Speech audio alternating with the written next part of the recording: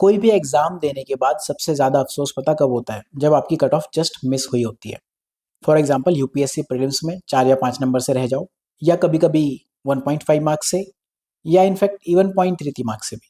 ऐसा लगता है बस यार एक क्वेश्चन और सही हो जाता है, या 2 क्वेश्चन और ठीक हो जाते, या जो 2 क्वेश्चन मैंने गलती से गलत कर दिए वो ठीक हो जाते, तो प्रीलिम्स तो मेरा क्लियर था ही। मेंस की तो मेरी प्रिपरेशन बिल्कुल नेक्स्ट लेवल पे है, तो मैं तो बस इस बार का नेक्स्ट रैंक वन ही था या थी। सिमिलर फीलिंग्स मेरी मेंस के टाइम पे थी। प्री क्वालिफाई हो गए तीनों, एक मेंस में 22 नंबर, एक में 6 नंबर, एक में 11 नंबर। मतलब ऐसा लगता है कि लक आपके अगेंस्ट बैठा हुआ है।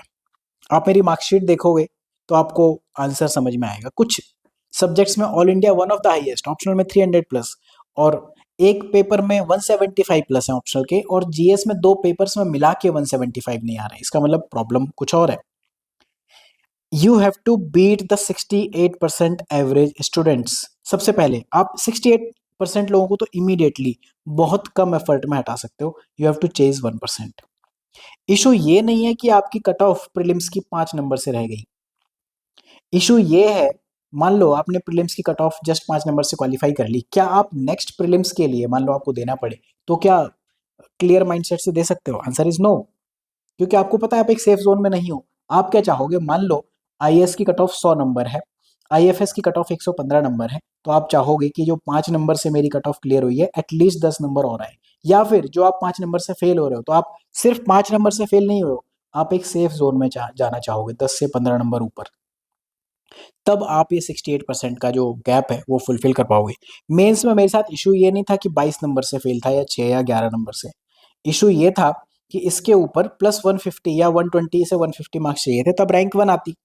70 to 80 मार्क्स चाहिए थे, तब अंडर 100 रैंक आती। या फिर इसके कट ऑफ के ऊपर 22 नंबर प्लस एटलीस्ट 20, 25, 30 नंबर और, ताकि आईआरएस या सिमिलर सर्विस को मिल पाती। राइट? तो गैप आप ये समझो सिर्फ 0.5 मार्क्स का नहीं है, गैप ये वाला है। ये क्या गैप है ये मैं आपको अभी एक्सप्लेन करूंगा। ये जोन ऑफ एवरेज स्टूडेंट्स है। राइट? देखो, अगर आप 100 नंबर से मेंस में फेल हो जाओ, प्रीलिम्स से 30 नंबर से फेल हो जाओ, आपको उतना अफसोस नहीं होगा। आपको पता है कि पढ़ा नहीं है, सेलेक्ट होना नहीं था, आपने जस्ट अटेम्प्ट वेस्ट किया है। राइट? या फिर आपकी प्रिपरेशन लेवल अच्छी थी, आप एग्जाम में जाके कुछ ना कुछ इशू हो गया जिस वजह से आप बढ़िया परफॉर्म नहीं कर पाए। ये कर्व है इन्वर्टेड यू कर्व या बेल शेप डिस्ट्रीब्यूशन। ये कहता है कि दुनिया में आप किसी भी तरह की परफॉर्मेंस कंपेयर कर लो, 68% एवरेज जोन में आते हैं। फॉर एग्जाम्पल, अगर कट ऑफ यहाँ है तो उससे थोड़ा पहले जो कहते हैं ना कि जस्ट मिस हो गई, मान लो 10 नंबर है या 10% है, जस्ट पहले और जस्ट ऊपर मैक्सिमम पॉपुलेशन लाई करेगी। आप मैक्सिमम लोगों से पूछ लो, आपको यही मिलेंगे जो कहेंगे यार 2 नंबर से रह गया, 4 नंबर से रह गया, 5 नंबर से रह गया, मेरा तो प्रीलिम्स बहुत बढ़िया था, पता नहीं क्या हुआ, कि यूपीएससी कब देगा ये वो। या फिर कुछ ये लोग, यार पता नहीं प्रीलिम्स तो दे दिया, क्वालिफाई होगा नहीं होगा, 1 महीना वेस्ट कर देंगे। या फिर रिजल्ट आने के बाद यार जस्ट किसी तरह हो गया, थैंक गॉड। बेसिकली यहाँ अगर आप हो इस जोन में, यू आर अनलकी, लक आपके साथ नहीं है। अगर आप यहाँ हो तो आप बहुत 30 मार खा नहीं हो, बस you are lucky enough. Mains, आप इस चीज को जानना चाहो तो मेंस में जिन लोगों ने 15-20 नंबर से, 30 नंबर से, 40 नंबर से मेंस क्वालिफाई किया होता है, उनको आप एक चैलेंज दो, can you repeat the same rank again या सेम स्कोर अगेन? 99% टाइम्स लोग बैकआउट कर जाएंगे। बट कुछ स्टूडेंट्स ऐसे होते हैं जो हमेशा अंडर 100 भी 2 बार रैंक लाए, आपने देखा होगा। इंग्लिश मीडियम में भी ऐसे स्टूडेंट्स हैं, हिंदी में भी ऐसे स्टूडेंट्स हैं, because they are high performers. उन्होंने ये जो एवरेज का जोन है ये निकाल दिया। ठीक है? कट ऑफ से जस्ट पहले और जस्ट बाद ये 34% स्टूडेंट्स हैं, ये 34% स्टूडेंट्स हैं। तो आप इकलौते नहीं हो जिसका 0.5 या 10 नंबर से मिस हुआ है। 34% लोगों के साथ ऐसा हुआ है, और लगभग इतने ही लोगों का जस्ट क्वालिफाई हुआ है। तो ये जो गैप है ये आपको निकालना है अगर आप प्री में एक एश्योरेंस चाहते हो। अगर आप यहाँ हो इस जोन में, इसका मतलब तो वो परफॉर्मेंस है। यहाँ हो, ये वाला जोन मिला के आप 95% लोगों को बीट कर सकते हो। ठीक है? इश्यूज पहले समझते हैं। इश्यूज देखो, ये वीडियो में बेसिकली प्रीलिम्स की बात करूंगा। इश्यूज ये हैं, ऐसा नहीं है कि आपने बेसिक बुक रीडिंग नहीं की है। बेसिक बुक्स तो पढ़ी ही है ना, तभी तो आप इस जोन में या इस जोन में आ रहे हो सकता है एक आधी बुक रह गई हो, तो क्या बेसिक बुक रीडिंग आपने की है? यस। तो क्या यहाँ से सॉल्यूशन मिलेगा? नहीं। अगर आप नई बेसिक बुक पढ़ने जा रहे हो, then you are wasting your attempt. ठीक है? आप नया कुछ पढ़ लोगे? मेरे ख्याल से कुछ भी नहीं। आप क्या पढ़ोगे नया? करंट अफेयर्स, वापस से फाउंडेशन बैच ज्वाइन कर लोगे, वापस से आप वीडियोस देख लोगे, वापस से किसी के टॉपर स्टॉक सुनने लगोगे, वापस से गाइडेंस सीरीज सिनॉप्सिस पे फॉलो कर लोगे, या यूट्यूब पे अनगिनत गाइडेंस सीरीज चल रही है कर लोगे। ऐसा क्यों होता है कि पढ़ाई के वीडियो पे 100 व्यूज़ और गाइडेंस के वीडियो पे 100,000 व्यूज़? ऐसा इसीलिए है कि लोग स्ट्रेटजी बनाने में लगे हैं, एग्जीक्यूशन में नहीं है। तो ना आप नया पढ़ सकते हो, ना ऐसा है कि आपने बेसिक बुक रीडिंग ही नहीं की है। प्रॉब्लम यही है, आपकी कंडीशन ये है कि आप या तो अनलकी रह गए या आप लकी एनफ थे कि जस्ट प्रीलिम्स निकल गया। ठीक है, प्रीलिम्स एक लॉन्ग टर्म मेमोरी का गेम है, राइट। मैं आपको एक चीज़ और बताना चाहूँगा कि जब जैसे ये एक नॉर्मल मान लो एग्ज़ाम है, पेपर थोड़ा सा भी डिफिकल्ट आया, मान लो कट ऑफ यहाँ रही है, पेपर थोड़ा सा डिफिकल्ट आएगा ना, कट ऑफ शिफ्ट हो जाती है। आपने देखा है 2023, 24, 22 पेपर थोड़ा सा भी इजी आता है, 2016, 15, 17 ये इजी पेपर्स थे, तो कट ऑफ बढ़ जाती है। ऐसा क्यों होता है? क्योंकि दुनिया में लोग ऐसे ही काम करते हैं, नेचर ऐसे ही काम करती है। जो इन्वर्टेड यू कर्व शेप है, एक नेचर की शेप है। तो आप 1%, जो टॉप 1% स्टूडेंट्स हैं, उनको कैसे चेज कर सकते हो? पहला, मैं आपको एक जो इन 6 पॉइंट से पहले एक पॉइंट आपको बताऊंगा, प्रिपेयर फॉर IFOS प्रीलिम्स। मान लो IFOS की कट ऑफ यहाँ है, नॉर्मल कट ऑफ से 10-12 नंबर ऊपर होती है, तो आप यहाँ डेफिनेटली एक बेटर कंडीशन में आप प्रिपेयर यहाँ के लिए कर रहे हो। जब आप यहाँ के लिए प्रिपेयर कर रहे हो तो आपका कर्व ऐसे बनेगा, तो बेसिकली यहाँ आप रहोगे भी तो भी कट ऑफ से तो काफ़ी ऊपर हो, इस जोन में रह के भी, राइट। तो IAS के बदले अपना टारगेट अप करो, वही मत बैठे रहो कि यार 2 नंबर से निकल जाए, 4 नंबर से, 20 नंबर से कट ऑफ निकालो, पहली चीज़। ठीक है, दूसरा, प्रीलिम्स एक लॉन्ग टर्म मेमोरी का गेम है। फॉर एग्जाम्पल, मैं आपको अपने 3 प्रीलिम्स की कहानी बताता हूँ। पहला प्रीलिम्स 1 ईयर की इंटेंस प्रिपरेशन थी। इंटेंस क्या कहूँगा, एवरेज 3 घंटे आया पूरे साल भर का मैं देखूँ तो। बैचेज में प्रिपरेशन हुई, कभी कर ली कभी नहीं करी, बट हाँ 3 घंटे एक साल बहुत होते हैं, बहुत ज़्यादा होते हैं। दूसरा, सेकंड प्रीलिम्स लगभग आई थिंक 42-44 डेज में ऐसे कुछ निकला था। थर्ड प्रीलिम्स 22 दिन में, जब बिल्कुल हो गया था कि यार पढ़ लो। ठीक है, मेंस ना निकलने के लिए प्रॉब्लम ये है, दिसंबर जनवरी तक का टाइम मेंस देने के बाद वेस्ट कर दिया। और दूसरा, यूपीएससी भी मार्कशीट एंड में देता है कि समझ ही नहीं आता क्या इंप्रूव कर लें, राइट। तो बेसिकली मैं आपको ये कहना चाह रहा हूँ, ये कोई बहुत बड़ी चीज़ नहीं है। बहुत लोग 20-22-25 दिन में एग्जाम निकालते हैं प्रीलिम्स का। ठीक है, आप समझ रहे हो, कुछ लोग 6-6 अटेम्प्ट लगे रहते हैं, कुछ लोग 2 महीने में निकाल रहे हैं, 15 दिन में निकाल रहे हैं। Because prelims is a long term memory game, accumulated knowledge. जो लोग हमेशा एग्जाम मोड में हैं वो प्रीलिम्स निकाल लेंगे, चांसेस ज्यादा हैं। मान लो आप हर रोज PYQ प्रैक्टिस करते हो, हर रोज आप एलिमिनेशन टेक्निक्स प्रैक्टिस करते हो, तो एग्जाम में चांसेस ज्यादा है ना। एक और चीज है, एग्जाम में पीक परफॉर्मेंस नहीं आएगी आपकी। आपको क्या लगता है, जो नीरज चोपड़ा है उन्होंने कभी प्रैक्टिस सेशन में वर्ल्ड रिकॉर्ड नहीं तोड़े होंगे? या विराट कोहली ने प्रैक्टिस सेशन में 6 बॉल पे 6 छक्के नहीं मार दिए होंगे? ठीक है, पीक परफॉर्मेंस कैसे आएगी आपकी मेन एक्चुअल एग्जाम में? वहाँ प्रेशर का एक रोल है, आपके सामने एक टारगेट है, राइट। जब आप नेट प्रैक्टिस कर रहे हो, घर पे प्रैक्टिस कर रहे हो, वहां पे आपकी पीक परफॉर्मेंस आएगी। तो घर पे इतनी बार पीक परफॉर्मेंस ले आओ कि एग्जाम में आपको सब नेचुरल लगे। पहली चीज, register of silly mistakes maintain करो। इंपॉर्टेंस क्या है सिली मिस्टेक्स की, पहले हम ये बात कर लेते हैं। देखो, पहले ये हम बहुत बार बात कर चुके हैं, सिनॉप्सिस पे कट ऑफ प्रिडिक्शन कई साल से ऑलमोस्ट एक्यूरेट आता रहा है। मान लो 2022 में लगभग 45 क्वेश्चंस इजी थे, तो नेट पॉजिटिव कट ऑफ निकालने के लिए आपको 88 मार्क्स यानी कि नेट पॉजिटिव 44 क्वेश्चन चाहिए थे। इजी क्वेश्चंस के आसपास कट ऑफ जाती है, ये इजी क्वेश्चन है, ये कट ऑफ है, easy question cut off, right. Similar ऐसे इस साल भी होना चाहिए। अब प्रॉब्लम ये है कि जैसे ही आप एक नेगेटिव क्वेश्चन करते हो, जो सब लोग करके आ रहे हैं, जैसे एक क्वेश्चन सब लोग कर रहे हैं, वो +2 ला रहे हैं, आप -0.67 ला रहे हो, तो आप रिलेटिवली कंपटीशन में -2.67 मार्क्स पीछे हो गए।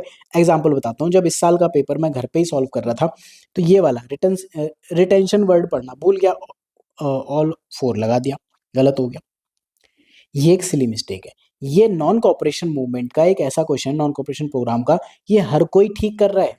जिसने PYQ किए हैं वो भी ठीक कर रहा है, क्योंकि ये PYQ की पैराफ्रेज लाइन है, राइट, उससे क्वेश्चन बना है। अदरवाइज जिसने बेसिक बुक रीडिंग किया यार, ये मतलब कोई ये क्लेम करने वाली चीज थोड़ी है कि सिनॉप्सिस के नोट से आया है, ये हर जगह से आया है, ये सबको आता है। ये क्वेश्चन सबको आता है, सब लोग +2 ला रहे हैं, मैं 0.67 नेगेटिव में जा रहा हूँ। इस तरह से जब हम 3 क्वेश्चन नेगेटिव कर देते हैं, -8 मार्क्स पीछे, 4 क्वेश्चन नेगेटिव कर देते हो 10 मार्क्स पीछे। तो मैं ये कह रहा हूँ कि ये 68% के जो गैप है, इसको तो आप, अगर आप यहाँ हो तो आप, मान लो यहाँ हो तो आप यहाँ जाओगे, ठीक है, 4 सिली मिस्टेक्स ठीक करके। आप यहाँ हो तो यहाँ पहुँच जाओगे 4 सिली मिस्टेक्स, आप यहाँ हो तो आप इस जोन में आ जाओगे, राइट। तो सिली मिस्टेक्स कंट्रोल करना इसलिए इंपॉर्टेंट है। सिली मिस्टेक्स कंट्रोल करने का तरीका क्या है, इस वीडियो में नहीं बताऊंगा, बहुत डिटेल में मैंने बताया है। ये वाला वीडियो देख जाना, second video, how to reduce silly mistake, reading error से लेके टाइप ऑफ सिली मिस्टेक्स क्या होती है, रिकॉल एरर, सब कैसे कंट्रोल करनी है, सब पे बात की है। दूसरा, प्रोबेबिलिटी टेक्निक मास्टर करनी। देखो प्रीलिम्स 4 ऑप्शंस हैं, ए बी सी डी, 25% सही होने के चांसेस, आंसर तो आपके सामने ही है। एंड में क्या होता है, 15 से 20 से 25 क्वेश्चन, एवरेज मान लेते हैं 20 क्वेश्चन में हमारे पास ये एक इशू होता है कि मान लो क्वेश्चन नंबर 8 में ए और बी ठीक है, क्वेश्चन नंबर 9 में बी और सी में से कोई एक ठीक है, क्वेश्चन नंबर 21 में मान लो कि ए और डी में से कुछ है, क्वेश्चन नंबर 31 में आप मान लो कि ए और सी में से कुछ ठीक है, यू नेवर नो क्या ठीक है। तो इसको मास्टर करने के लिए देखो आप 2 ऑप्शन एलिमिनेट कर चुके हो, तो अब आपके चांसेस सही होने के इसमें 50% है। उसको मास्टर करने के लिए इसमें आप कैसे स्कोर मैक्सिमाइज करो और एक्यूरेसी कैसे लाओ, ये जो थर्ड वीडियो है आपकी स्क्रीन पर, ये वाला वीडियो यू हैव टू सी। बाकी कुछ ओल्ड क्वेश्चंस क्यों इंपॉर्टेंट हैं, एलिमिनेशन टेक्निक्स कब काम करेंगी नहीं करेंगी, ये एमएसजीपी की प्लेलिस्ट आपकी प्रीलिम्स प्रिपरेशन का स्टार्टिंग पॉइंट होना चाहिए। बाकी लोग मोस्टली आपको कॉपी करते हुए दिखेंगे एमएसजीपी थीम्स को, ठीक है। तो प्रोबेबिलिटी टेक्निक मास्टर करो। इसमें साथ में मैं आपको एक चीज और बता दूं, जब भी आप क्वेश्चन सॉल्व करो, ठीक है, राउंड वाइज सॉल्व करो, ये बहुत इंपॉर्टेंट चीज है। राउंड राउंड 1 2 3 आपको सबने बताया, मैं कह रहा हूँ राउंड 0 भी लेके आओ। राउंड 0 आपको हीरो बना देगा। कैसे? राउंड 0 होना चाहिए कि आप क्वेश्चन नंबर 1 से लेके 100 तक, या फिर सी सेट में क्वेश्चन नंबर 1 से लेके 80 तक 10 से 20 मिनट में सॉल्व कर जाओ। क्या करोगे उसमें, और उससे बेनिफिट क्या होगा?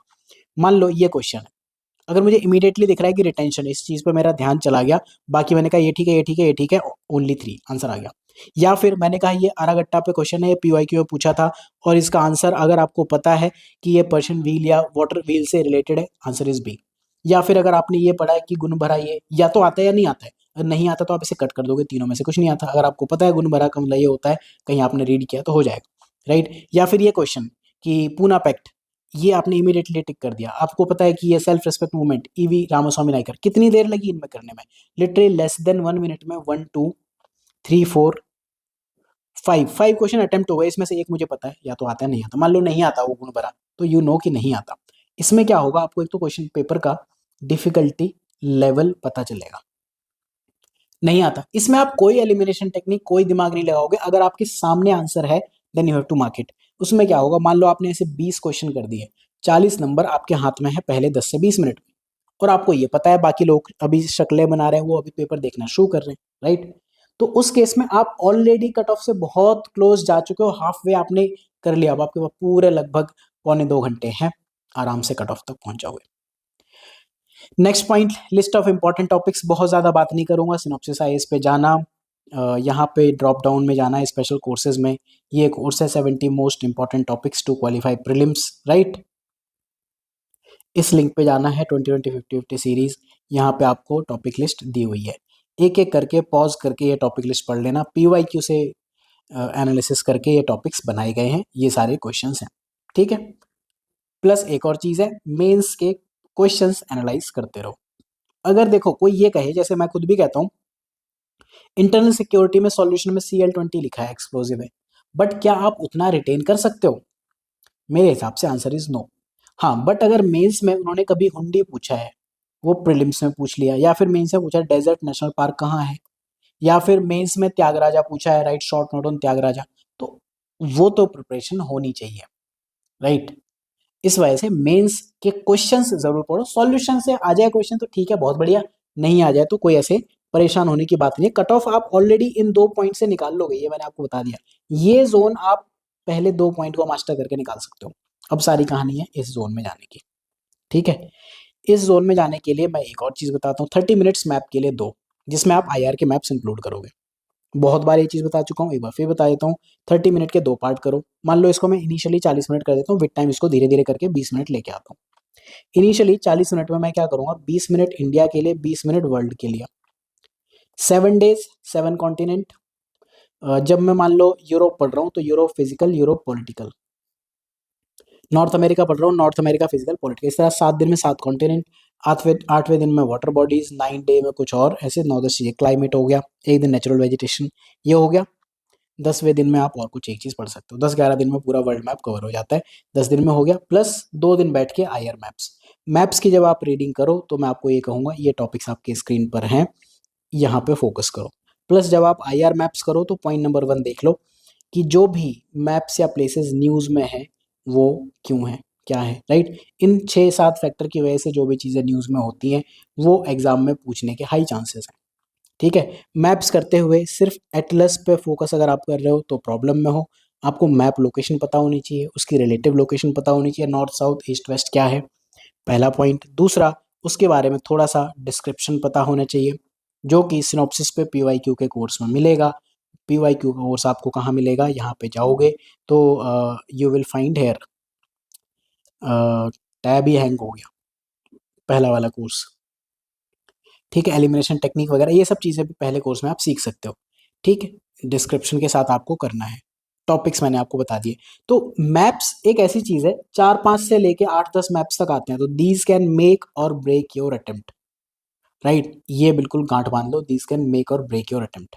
इंपॉर्टेंट टॉपिक की जो मैंने आपको लिस्ट बताई है, इनिशियली 2 घंटे, जब भी आप दो 2 घंटे डेली इनको रिवाइज करने को दो, जब तक आपको बिल्कुल लर्न ना हो जाए। ये आपका अराउंड 80% सिलेबस भी कवर करते हैं, जो मैंने आपको लिस्ट ऑफ इंपॉर्टेंट टॉपिक्स बताया। पहले कमेंट में पिन करके दे दूंगा, राइट, देख लेना। करंट अफेयर्स के लिए मैं अगेन एंड अगेन ये बात करूंगा। देखो, बहुत सारे लोग हर साल करंट अफेयर्स के कुछ ना कुछ कोर्सेज लेके आएंगे। करंट अफेयर्स में आपको चीज़ों को डिवाइड करना आना चाहिए, क्या करंट है और क्या करंट नहीं है। सिलेबस को आप 3 चीज़ में डिवाइड कर सकते हो। एक है करंट अफेयर्स, दूसरा है कंटेम्प्रेरी इश्यूज, तीसरा है स्टैटिक टॉपिक। स्टैटिक वो जो बुक में है, करंट अफेयर्स जो करंट अफेयर मैगजीन में मिल जाता है। कंटेम्प्रेरी इशू क्या है, जो मैगजीन, जैसे आईएनएसटीसी इस बार बहुत सी मैगजीन्स में नहीं था, इस बार पूछ लिया। 4-5 साल की न्यूज़ है, वो कंटेम्प्रेरी इशूज है। राम मंदिर का मुद्दा है, जब आप पैदा भी नहीं होते तब से चल रहा है। फ्लड, एंटी डिफेक्शन लॉ, ये सारे टॉपिक्स क्या है, ये आपके नोट्स का 80-90% बनाएंगे। ये आपके एग्जाम्पल से इन पर क्वेश्चंस रिसेंटली पूछे हैं। ठीक है। करंट अफेयर्स वो है जैसे कोई न्यू चीज आ गई, for example 15th finance commission आया, डेटा प्रोटेक्शन बिल आया, न्यू एनवायरमेंट पॉलिसी आई, ये पेरिस एग्रीमेंट हो गया, तो वो उस साल के लिए करंट अफेयर्स है। बाद में पेरिस से 3 बार क्वेश्चन पूछा है मेंस में, वो कंटेम्प्रेरी इशू हो गया। ठीक है। तो नोट्स मेकिंग में वेटेज आप ध्यान रखो। कंटेम्प्रेरी इश्यूज की तैयारी करने के लिए आप कुछ ये अप्रोच अपना सकते हो। सिनॉप्सिस पे पीटी 360 कोर्स का डिस्क्रिप्शन पढ़ लेना, वो सब सब्जेक्ट वाइज लिखा हुआ है, राइट। तो कंटेम्प्रेरी इश्यूज पे ज़्यादा फोकस करो। डेली करंट अफेयर्स और ये सब जो चोचले हैं, अपना टाइम वेस्ट करना है। अगर आपको 68% के एवरेज जोन में रहना है, then you can do that happily. इस लेक्चर का लास्ट मुद्दा, हम गाना गाते हैं पीवाईक्यू कर लो, पीवाईक्यू कर लो, सबको पता है। पहली चीज, एमएसजीपी कोर्स 45 ईयर्स का है। मैं आपको डेटा बता देता हूँ, लेस देन 5% लोग वो हैं जो 10 साल से पीछे के क्वेश्चंस कर पाते हैं, 10 साल तक भी कर पाते हैं। 5% भी ऐसे लोग नहीं है। ठीक है। 45 ईयर्स का करने वाले लेस देन 1% है। रिवाइज करने वाले इसके भी लगभग 25-30% है। मतलब 1000 में से 1-2 स्टूडेंट्स ऐसे हैं जो कोर्सेज को ढंग से यूटिलाइज कर पा रहे हैं। कोर्स इनरोल करने का मतलब ये नहीं होता कि आप बिल्कुल मास्टर हो चुके हो। ठीक है। पीवाईक्यूज को यूटिलाइज करना सीखो। एलिमिनेशन टेक्निक्स वर्क करती हैं, पीवाईक्यू से लर्न करो। हर रोज पढ़ोगे 10-10, 5-5 पीवाईक्यूज, तो हमेशा एग्जाम मोड में रहोगे, तो ये वाला जो आईएफओएस की कट ऑफ है वो जोन क्लियर करने के ज़्यादा चांसेस हैं। प्लस ये होगा कि जो भी ये क्रैप चलती है, कभी करंट अफेयर्स, कभी फलाना, कभी ढिमकाना, ये सब क्रैप से आप बचोगे। ठीक है। फिर कुछ क्वेश्चन डायरेक्ट रिपीट होंगे, कुछ इनडायरेक्ट रिपीट होंगे। आपको एग्जामिनर का माइंडसेट समझ में आएगा। क्वेश्चंस स्किप कैसे करें, जैसे मान लो एक बार मैं आपको वापस से यहाँ दिखा दूं, जो क्वेश्चन स्किप करना है, मैं ये क्वेश्चन स्किप करना चाहूंगा, भले ही नोट्स में हो, तो क्या हो गया, ये क्वेश्चन अगर आता है तो ये एक इनडायरेक्ट क्वेश्चन है। ठीक है। टाइटल सरेंडर गांधी ने नॉन कॉपरेशन में किए थे, रिटेंशन नॉन कॉपरेशन, हो गया इनडायरेक्ट क्वेश्चन। अब मान लो नहीं आता, मुझे स्किप करना है, अगर ये क्वेश्चन नहीं आता तो नहीं आता। फिर अगर ये क्वेश्चन आता है तो डायरेक्ट क्वेश्चन है, +2 मार्क्स, नहीं आता तो इसमें मैं तुक्का भी नहीं मार पाऊंगा, 0 मार्क्स। तो 0 स्कोर करना एक बेटर चीज़ है हमेशा। ये एक डायरेक्ट हिट है, इमीडिएटली आप कर लोगे, ये डायरेक्ट हिट है या इजी क्वेश्चन है। तो PYQs का ये रोल है, या तो डायरेक्ट हिट होंगे या इनडायरेक्ट हिट होंगे। एग्जामिनर का माइंडसेट समझ में आएगा, कहाँ गलतियाँ करा रहे हैं। तो होपफुली इस लेक्चर में जो मुझे बात करनी थी मैं कर चुका हूँ। Thank you for watching. मिलते हैं नेक्स्ट एक इंपॉर्टेंट वीडियो के साथ।